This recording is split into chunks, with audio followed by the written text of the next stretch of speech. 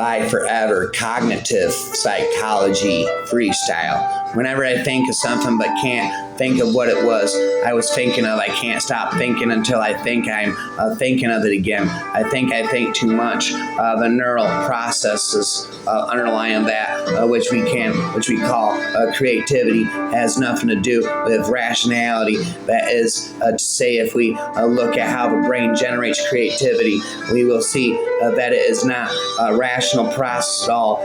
Creativity is not born out of reasoning. Asking where a memory is located in the brain is like asking where a running is located in the body. There are certainly parts of the body that are more important or less important. The little fingers in performing the task of running, but in the end, it is an activity that requires complex coordination among a great many body parts and muscle groups. To extend the analogy, looking for differences between memory systems is like looking for differences between running and walking. There certainly are many differences, but the main difference is that running requires more coordination among the different body parts and can be disrupted by small things such as corn on the toe that may interfere with walking at all.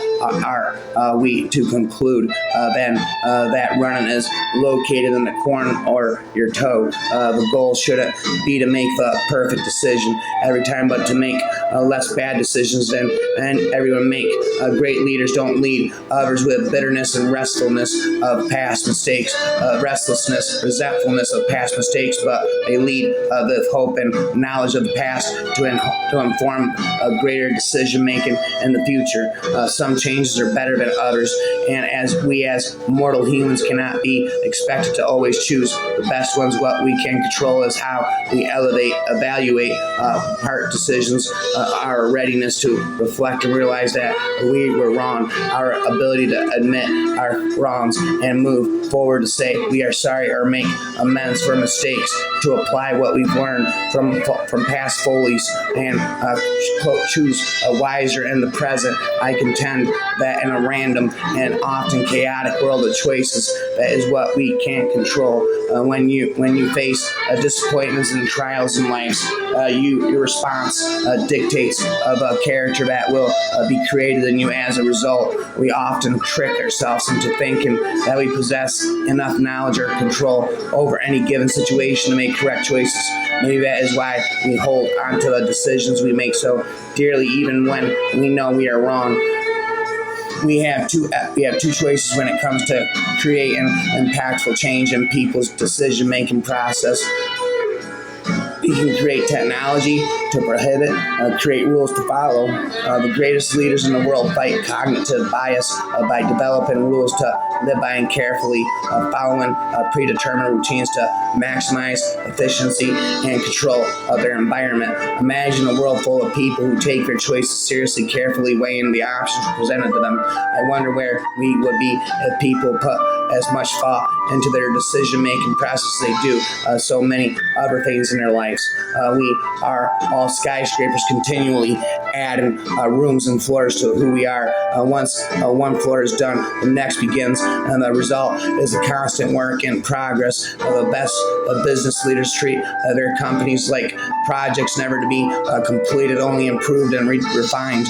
So why shouldn't we also treat ourselves as such? Even in an age where the answer to almost all of life's questions is a simple Google search away, we often don't take the time to read the entire article for the answer. We don't make time to actively seek out the truth, only the first or most relevant result. What we value and our priorities in life make us who we are. We are unique, not only because of our outward appearances, differences, but arguably more importantly, our inward differences. Our values steer our personal and professional lives, and we have a distinct imprint on the decisions we make.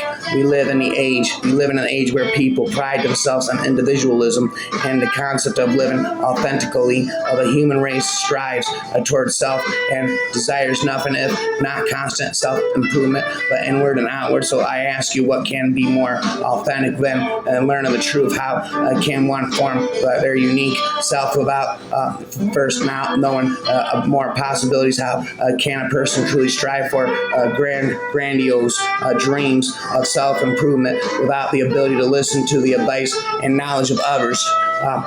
We live in a world where people believe they have full control of their choices and decisions, but rarely have the holistic knowledge to effectively wield such power. Having an understanding of the human mind and how it functions is probably the single most important thing anyone who wants to be successful can do. Fact is a state of matter. Truth is a state of mind. Matter makes the mind sure, but no fathom the matter behind mind and fullest and intricacies will take us millennia more. Fact is a state of matter. Truth is a state of mind. Time is a togetherness. Society without morals by default teaches wrong things and behavior that everyone there graduates to become a world-class freak, smuck, and a criminal. They end up becoming a burden, a problem to the system and everyone. What I hate about social media is that it creates false narratives that everyone believes is true. Facts are a state of matter. Truth is a state of mind.